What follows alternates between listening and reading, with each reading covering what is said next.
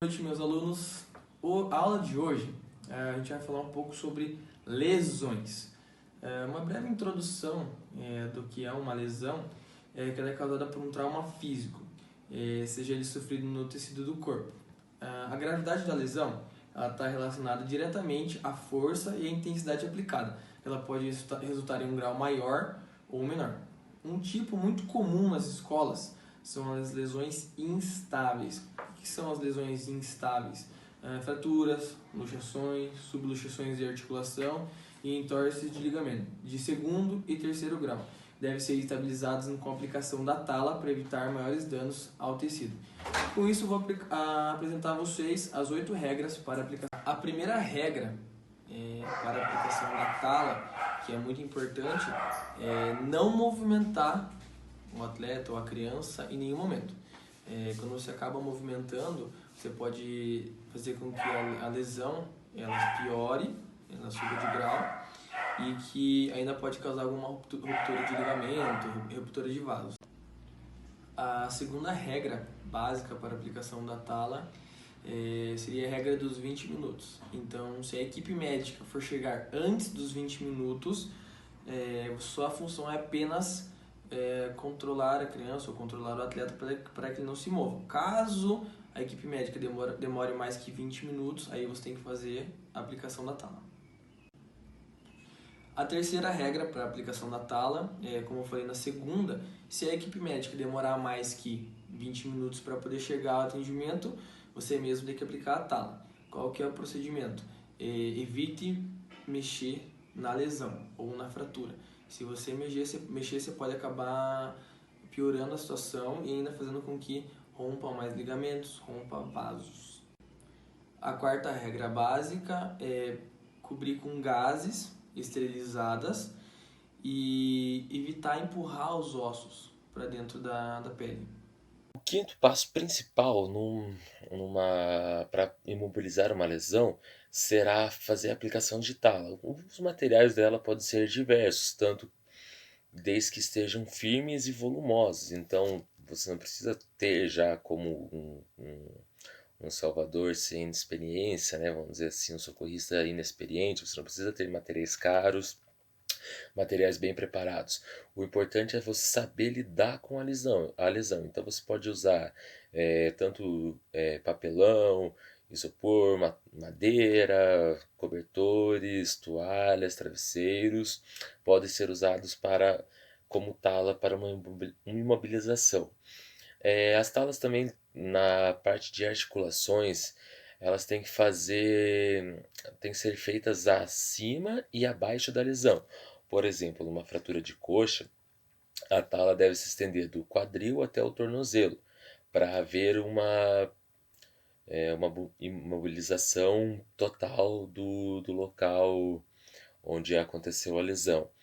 Então temos que prender a tala, amarrar ela em cima e embaixo da lesão, mas nunca diretamente sobre a mesma. Então nunca fazer a tala no meio de uma lesão.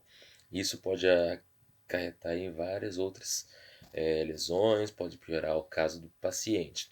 E sempre verificar a cor da pele, a temperatura, a sensibilidade da pele e do membro com a tala, pois as talas que são aplicadas incorretamente ou muito apertadas podem comprimir nervos e artérias, fazendo o atleta se entorpecer, de se queixar de entorpecimento, né? Então se queixar de mal-estar ou algo do tipo, ele ficar com a pele um pouco mais acinzentada ou azul, dependendo até fria, e isso são sinais do que a tala está muito apertada ou mal colocada.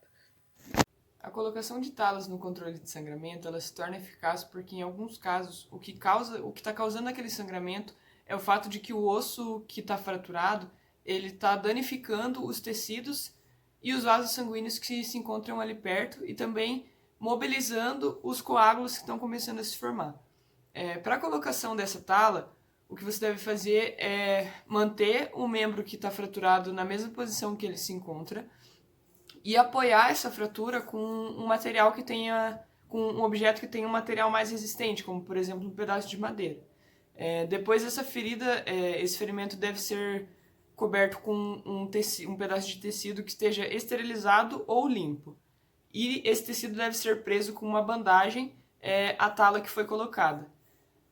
Em casos onde a colocação da tala não seja eficaz o suficiente para estancar aquele sangramento, o que a gente deve fazer é aplicar uma pressão com o nosso dedo na artéria que faz a irrigação daquele membro que encontra-se fraturado. Vamos falar sobre uma roupa pneumática anti-choque. No nosso caso, a gente vai falar sobre uma calça. Quando acontece que uma pessoa cai de moto, que fratura a bacia, tem a pelvis fissurada, quebrada, e há um rompimento de vasos sanguíneos, que é um fluxo muito abundante, e há risco de ter hemorragia interna. O que acontece? Usa-se essa calça por médicos especializados, paramédicos, e que essa calça vai inflar e vai comprimir, estabilizar a ferida, internas e externas, de uma forma que vai estancar o sangramento e vai facilitar o transporte até o hospital. No hospital, somente o médico pode mexer nesse paciente para retirar essa calça e poder dar o auxílio de imediato. Torniquete, mais conhecido também como garrote, é a última opção para controlar o sangramento e deve ser aplicada por profissionais treinados, médicos ou socorristas. Não deve ser aplicada a menos que o sangramento seja extremamente grande. Uma vez que você coloca esse torniquete, você tem que entender que você está salvando a vida da pessoa e está sacrificando esse membro em questão.